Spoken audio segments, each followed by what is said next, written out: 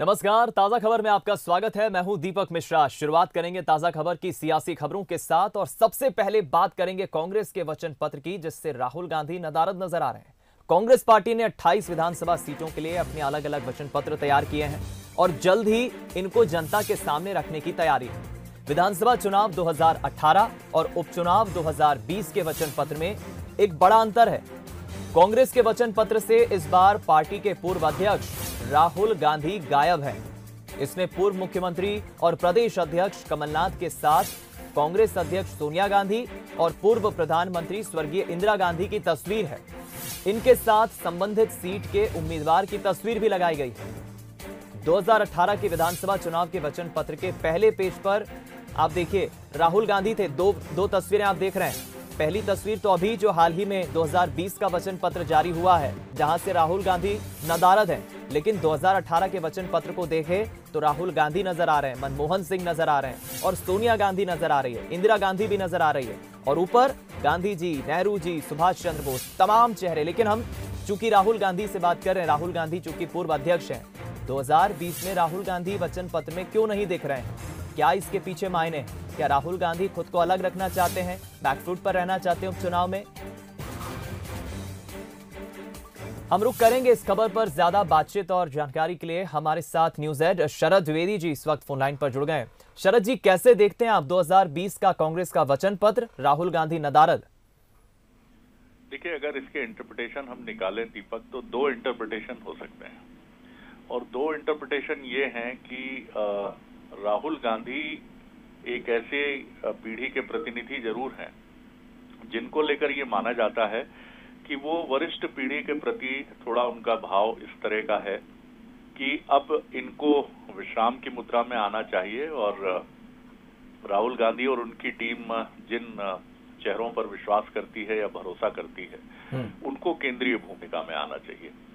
अगर इस नजरिए से देखें तो आप कह सकते हैं कि वरिष्ठ पीढ़ी का भी ये संदेश है, क्योंकि मध्य प्रदेश में वरिष्ठ पीढ़ी का ही नेतृत्व है, कांग्रेस का, कमलनाथ जी का, कि ये संदेश उनका भी है कि हमारे लिए सोनिया जी ज्यादा महत्वपूर्ण है, जिनसे हम सारी बातें कहते हैं और जो अभी भी पार्टी की एक अंतरिम राष्ट्रीय कार्यकारी अध्यक्ष की भूमिका निभा रही हैं। और दूसरा विश्लेषण का सिरा ये है कि ये एक चूक हो सकती है, एक त्रुटि हो सकती है, क्योंकि आमतौर पर राजनीति में मैसेजिंग की प्रथा जरूर है, जिसको बाद में कह दिया जाता है कि एक चूक हो गई थी जिसको हम सुधार लेंगे।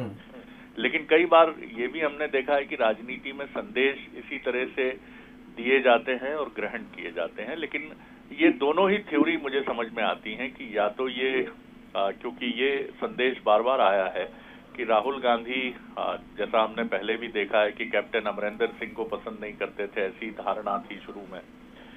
ये भी माना गया कि वो चाहे अशोक गहलोत हो या कमलनाथ जी हो, उनको मध्य प्रदेश की कमान देने के लिए बहुत सहमत नहीं थे। लेकिन जो पार्टी के वरिष्ठ नेताओं की तरफ से मैसेजिंग आई कि मध्य प्रदेश या राजस्थान में इन दोनों नेताओं के बिना कांग्रेस की गाड़ी आगे बढ़ना मुश्किल है, तो उन्होंने इन दोनों नेताओं पर भरोसा किया। तो ये विश्लेषण के दोनों सिरे हैं। इसके अलावा मैं आगे कुछ और अधिक नहीं देख पाता हूँ दीपक। ठीक, चलिए, बहुत बहुत धन्यवाद शरद जी हमसे बातचीत करने के लिए। तो देखिए, शरद जी ने बिल्कुल अलग अलग इसके इंटरप्रिटेशन दो निकाले हैं कि हम इसे किस मायनों में देख सकते हैं। लेकिन हम चलिए कांग्रेस पार्टी के ही प्रवक्ता योगेश यादव जी से जान लेते हैं कि आखिर वो क्या मत रखते हैं, किस नजरिए से देखते हैं। योगेश जी, स्वागत है आपका। सवाल यही है कि 2020 के वचन पत्र से कांग्रेस पार्टी के राहुल गांधी गायब क्यों है? जरूर ये डिबेट का विषय हो सकता है। आप क्या मत रखते हैं, क्या तर्क रखते हैं इसके पीछे?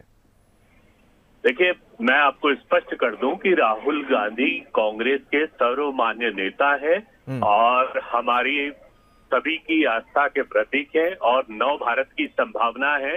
आने वाले कल के नव भारत के विकास के लिए एक सदृढ़ नेता है, इसमें कोई अतिशयोक्ति नहीं है। जहां तक आप प्रश्न कर रहे हैं कि उनका फोटो किया या न किया, देखिए, वे हमारे सर्वमान्य नेता होने के कारण फोटो बहुत ज्यादा मायने नहीं रखता। सोनिया जी का प्रोटोकॉल के हिसाब से सोनिया जी वर्तमान में अध्यक्षा हैं और उनका फोटो किया गया और ना इसमें कोई आंतरिक राजनीति है या कोई पूर्वाग्रह है, ऐसी कोई खास बात नहीं है।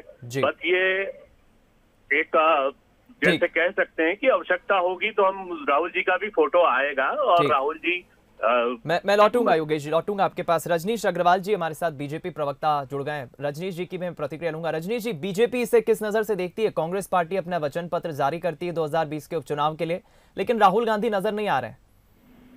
देखिए, राहुल गांधी जी वो शख्स थे, राष्ट्रीय अध्यक्ष कांग्रेस के नाते इन्होंने किसानों से वादा किया था 10 दिन में कर्जा माफ करेंगे, 11वें दिन अगर कर्जा माफ नहीं हुआ तो मुख्यमंत्री हटा दिया जाएगा। कर्जा माफ तो नहीं हुआ, 2 लाख तक का किसानों का कर्जा नहीं, उन्होंने तो सभी प्रकार का कर्जा माफ की बात कही थी, सभी प्रकार की बैंकों की बात कही थी, और वो वीडियोज मौजूद हैं, आप लोगों की अकाई में भी मौजूद होंगे, अगर चलाना चाहेंगे तो जरूर चलाइएगा, उनको बताइएगा। और वो विश्वसनीयता समाप्त हो गई, इसलिए ना वो चित्र होगा, ना उसको देखेंगे, ना किसान उज्ज्वलित होगा, ना किसान इस प्रकार की बात, इसलिए बचने का काम कर रहे हैं। वो सोच रहे चित्र नहीं छापेंगे तो किसान को याद नहीं आएगा कि उसके साथ में ठगी हुई है, धोखाधड़ी हुई है, लेकिन जो हुआ है वो सबके सामने। दूसरा, पिछले 5-6 महीनों में राष्ट्रीय सुरक्षा के मसलों पर हो, भारत चीन के मामले में हो, तमाम दूसरे मामले में जिस प्रकार की विश्वसनीयता उनकी संदिग्ध हुई है, जिस प्रकार से वो कटघरे में खड़े हुए हैं, जिस प्रकार से कई मामलों में वो घेरे गए हैं जनता के द्वारा, सोशल मीडिया पर हो चाहे तमाम प्रकार के दूसरे आयामों में हो, तो उसके कारण अब उनको लेकर ये कांग्रेस ये जानने लगी, समझने लगी है कि उनकी अगर हम फोटो लेकर जनता के बीच जाएंगे तो वोट कटने वाले हैं, बढ़ने वाले नहीं। ठीक, बेहद संक्षिप्त में योगेश जी मैं चाहूंगा 30 सेकंड में जवाब दे। ठीक है, रजनीश जी ने भी सवाल खड़े कर दिए, इस पर भी जवाब दीजिए। लेकिन हम देख रहे हैं उपचुनाव में राहुल गांधी का ऐसा कोई बयान या वो एक्टिव नजर नहीं आ रहे हैं। सचिन पायलट, प्रियंका गांधी को बुलाने की बातें हो रही है, राहुल गांधी फ्रंट फुट पे क्यों नहीं दिख रहे हैं? देखिए, बहुत हास्यास्पद लगता है जब भाजपा का एक विद्वान प्रवक्ता इस तरीके के बयान देता है। मध्य प्रदेश में कर्ज माफी 10 दिन का राहुल जी कहकर गए थे, मात्र 10 मिनट में कर्ज माफी का प्रथम सोपान कायम हो चुका है और 27 लाख लोगों का ऑन रिकॉर्ड है, और राहुल जी के द्वारा दिए गए वचनों को पूरा किया गया है। राहुल जी का आना नहीं आना यह महत्वपूर्ण नहीं है, भारतीय जनता पार्टी का उनके नाम पर पेट दुखना यह बहुत महत्वपूर्ण हो गया। राहुल जी हमारे सर्वमान्य नेता हैं, रजनीश जी ने जिस मुस्कान से तंज कसा है, मार्गदर्शन में कांग्रेस काम करेंगे। राहुल जी चूके हुए नेता नहीं है, राहुल जी के कारण ही मध्य प्रदेश, राजस्थान और छत्तीसगढ़ की सरकारें बनी थी, और पुनः उनके मार्गदर्शन और निर्देशन में मध्य प्रदेश सरकार, कांग्रेस की सरकार सत्तारूढ़ होगी। चलिए ठीक, फिर हम अलग विषय में पहुंच जाएंगे। आप दोनों का बहुत धन्यवाद। एक एक प्रतिक्रिया में चाह रहा था इस पर। योगेश यादव जी, रजनीश अग्रवाल जी हमारे साथ जुड़े। देखिए, रजनीश जी ने जरूर हम इसे कहें कि चुटकी ली है या सच्चाई बताने की कोशिश की हो कांग्रेस की, या आरोप लगाकर कि साहब राहुल गांधी ने ही तो वादा किया था कर्ज माफी का, लेकिन वो तो कर नहीं पाए, वो इसलिए अपने आप को बैकफुट पर रख रहे हैं, ना वो फोटो में दिखेंगे, ना जनता उनसे सवाल पूछेगी। लेकिन कांग्रेस इसका काउंटर अटैक देती है जवाब कि नहीं साहब ऐसी कोई बात नहीं, ऑन रिकॉर्ड 26 लाख किसानों का कर्जा माफ किया है हमने। ये तो अलग ही बात है इस तरह से, इस नजरिए से देखना। लेकिन कुल मिलाकर फिर अगर इस विषय को हम आगे बढ़ाएं तो मसला वहीं पर आकर टिक जाता है, कर्ज माफी। बीजेपी कहती है साहब कर्ज माफी नहीं हुआ, कांग्रेस कहती है कि देख लीजिए साहब रिकॉर्ड है, 26 लाख किसानों का कर्ज माफ किया है, आपने समय नहीं दिया, 15 महीने के कार्यकाल में हमने कई काम किए हैं।